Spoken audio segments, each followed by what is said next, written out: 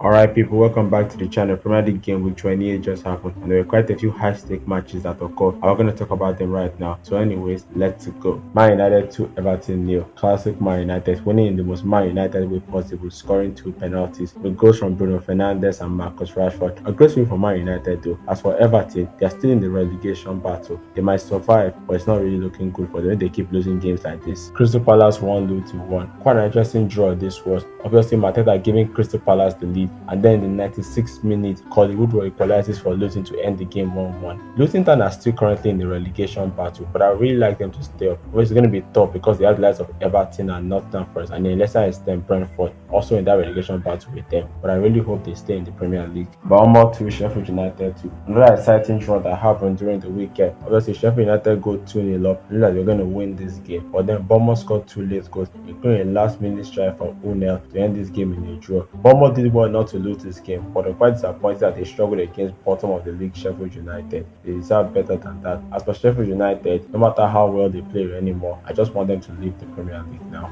Wolves 2, Fulham 1. A great win for Wolves, and the record of Fulham failing to beat Wolves away continues. Obviously, Fulham were no slouch in this game, grabbing a late consolation goal, Colosseum and Alex Iwobi strike. Every time I see Alex Iwobi play well for his club, I'm always pissed off, because if he played well for his club as he did for his country, he'd be regarded more well for the Nigerians instead of always being abused and insulted online. Honestly, I just wish he improved better for his country. Arsenal 2, Brentford 1. Arsenal didn't win this game by 5 goals. Man, that's weird. But anyways, Arsenal take the lead with a Declan Rice strike, but then a mistake from Ramsey let Wissa equalize, and then in the 86th minute, Kai Havertz scores to win the game 2-1 for Arsenal. Seriously, this Kai Havertz scoring thing is just really strange to me. But right now, Arsenal are currently top of the league. I mean, do they deserve to be there? No, but they are currently top. And let's see if they can actually shock me and actually win this league. As for Brentford, results are not really looking good, and they're also in a relegation battle, and they might also go down to the not careful. Tottenham 4, Aston Villa 0. Great win for Tottenham. They are really pushing for that top 4 spot, and I do believe they will eventually overtake Aston Villa for it. And as for Aston Villa, not a great result. And as for Unai Emery, it's not like a very good evening tonight.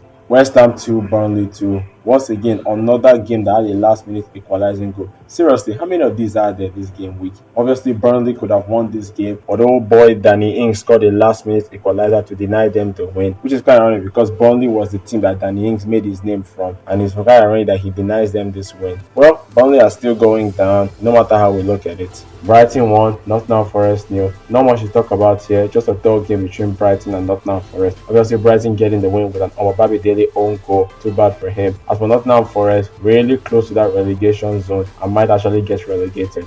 Man City 1, Liverpool 1. The so-called title deciding match ironically ended with Arsenal topping the league. But in all seriousness, it was an amazing match full of action and drama. Whether it was Man City taking the lead from a quick thought corner, Hala corner taken quickly Origi, or Ederson overthinking it and fouling Darwin Núñez, which led McAllister scored the equalizing penalty. Then all hell broke loose with Ederson getting injured, Man City and Liverpool taking all their chances, Darwin Núñez being both the best and worst player on the pitch, Jeremy Doku missing a good chance to score, and then Jeremy Doku stupidly fouling a Liverpool player, which he should have been sent off for some reason he wasn't. In the end, the game ended 1-1. The title isn't over yet, and this 3-horse race is really kicking on, and I can't wait to see how it ends. Chelsea 3, Newcastle 2. Finally, a Chelsea win, but in typical Chelsea fashion, they couldn't do without some drama. Obviously, Chelsea had the lead for most of the game, but Newcastle were always putting pressure on them. We could have been afraid to think Newcastle could have either equalized or won the game. Chelsea had some amazing goals in this game, but I have to shout out my half for Mukailo Mudrik's goal. What an amazing goal I've seen, one of the best I've seen in the season so far. Honestly, this is what I want from Mudrik. This is the kind of player I wanted him to be when he first arrived, but not whatever he's been for the rest of the season. And I hope he can get back in form and finally get the Mudrik that we always wanted. As for Newcastle, great performance, but not a great result for them. I really feel bad for them, but I'm just happy my team got the win. You can call me biased, it is what it is. So there you have it. That's all we have for game week 28. Quite a lot of interesting results, a lot of last-minute equalizers, and a 3-horse race that is really going strong. Honestly, I don't know who's going to win it to the end, Man City, but I really know it's going to be an amazing ride along the way. So anyway, that's all we have for the video. Make sure to like, subscribe, and comment. Thank you, and goodbye.